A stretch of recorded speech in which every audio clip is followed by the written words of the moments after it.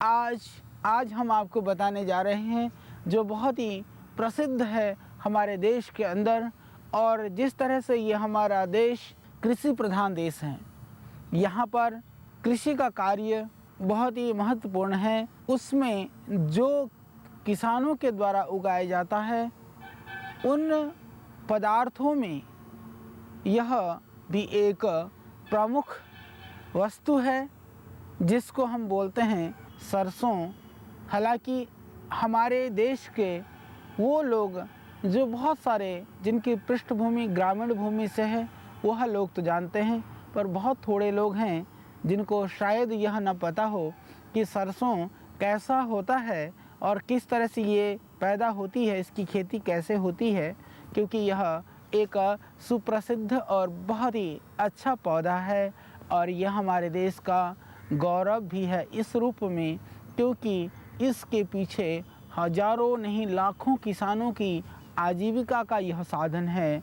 तो लाखों लोग इस सरसों के तेल का प्रयोग करके भोजन में, मालिश में वह अपने जीवन का निर्वहन करते हैं और वह अपने जीवन को सुंदर, स्वस्थ और सुडौल बनाते हैं। इसीलिए यह सुप्रसिद्ध पौधा है सरसों का। इसको मस्टर्ड प्लांट के नाम से इसको हम जानते हैं। तो यह पौधा जो मस्टर्ड का पौधा है, यह सरसों, इन सब नामों से पूरे देश में इसको जाना जाता है।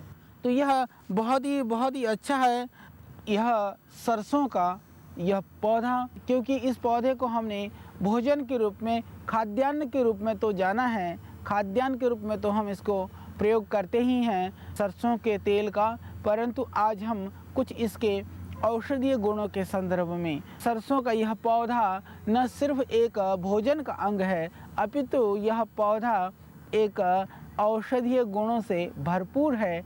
आज हम जानेंगे इस बात को। सरसों का साग आपने सुना होगा, विशेष करके पंजाब, हरियाणा, राजस्थान, गुजरात आदि में भी बहुत ही खाया जाता है पूरे देश में। सरसों की ये पत्तियां जब थोड़ी कोमल होती हैं तो इन पत्तियों को तोड़ करके या इसके कोमल भाग को डंठल सहित, जैसे आप देख रहे हैं यह डंठल जैसे ये कोमल है, तो इस कोमल डंठलों को तोड़ करके इसका साग बनाया जाता है।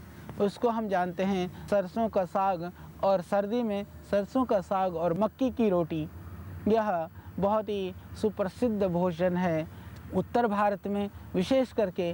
तो यह बहुत ही घर घर में खाया जाता है।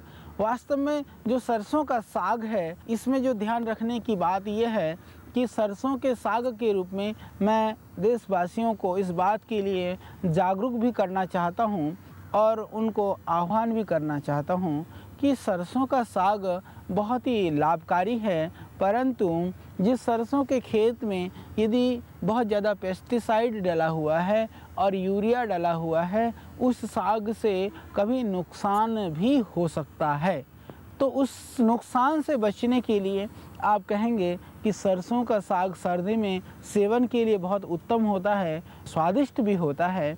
तो फिर यदि हमें कैसे पता चले कि उस सरसों के खेत में पेस्टिसाइड नहीं डला हुआ है, क्योंकि इस सरसों के अंदर कीड़े आने शुरू हो जाते हैं। हालांकि जिस खेत में मैं बैठा हुआ हूँ यह टोटल ऑर्गेनिक फार्मिंग कि यह हम लोग किस तरह से बहुत ही प्राकृतिक रूप से और शुद्ध जो हमारे खाद गोबर आदि से कैसे हम खेती कर सकते हैं, जैविक खेती, उस रूप का यह उदाहरण है। हम पूरे देश के किसान भाइयों को भी इसके विषय में हम जागरूक करना चाहते हैं, जानकारी देना चाहते हैं। तो यह सरसों कहीं भी जो पेस्टिसाइड और यूरिया डाला हुआ सरसों है उससे कहीं कम खेती नहीं है, उससे भी सुंदर खेती यहाँ पर है। और दूसरी बात आप देखेंगे, चाहे किसी भी एक पौधे को आप देखिए, अभी प्रातः काल की ओस इस सरसों पे पड़ी हुई है, देखने में बहुत ही सुंदर लग रही है, पर ओस के बूंदों को छोड़ करके इस सरसों के अंदर आप देखते हैं किसी भी तरह के कोई कृमि या कोई जीवाणु इसके अंदर नहीं है, इसके फूल में, पत्तियों में कहीं भी नहीं है। बहुत ही साफ सुथरा यह सरसों का पौधा है। तो क्योंकि यदि आप बहुत सारा पेस्टिसाइड भी डालते हैं तो हमने ऐसा देखा है कि वहाँ उस खेत के आसपास जितने भी जो दवाइयाँ हैं, पेस्टिसाइड हैं, उसके तुलना में भी वो मजबूत होकर के उनकी जो शरीर का जो उनकी कीटाणुओं के रोग प्रतिरोधक क्षमता है इतनी बढ़ जाती है कि वहाँ भी वो पैदा हो जाते हैं। इसीलिए हम पेस्टिसाइड डाल करके जहरीले इन दवाइयों को छिड़क करके हम अपनी भूमि को जहरीली कर लेते हैं, उस खाद्यान्न को हम जहरीला बना लेते हैं। उसका सेवन करके कहीं ना कहीं हम स्वयं भी रोगी के भागी बन जाते हैं, रोगी हो जाते हैं, रोग का कारण है वह, और देश को भी हम एक शुद्ध सात्विक और बहुत ही अच्छी खाद्यान्न की जगह पर कहीं ना कहीं हम जहरीली चीज़ लोगों तक पहुंचाते हैं। इसलिए मैं आग्रह करता हूं किसान भाइयों से भी कि वो बचें, ज़्यादा पेस्टिसाइड का प्रयोग ना करें। बहुत ज़्यादा यूरिया की जगह पर पशु पालें, उस पशु से दूध मिलेगा, उस गोबर से आपकी खेती भी अच्छी हो जाएगी।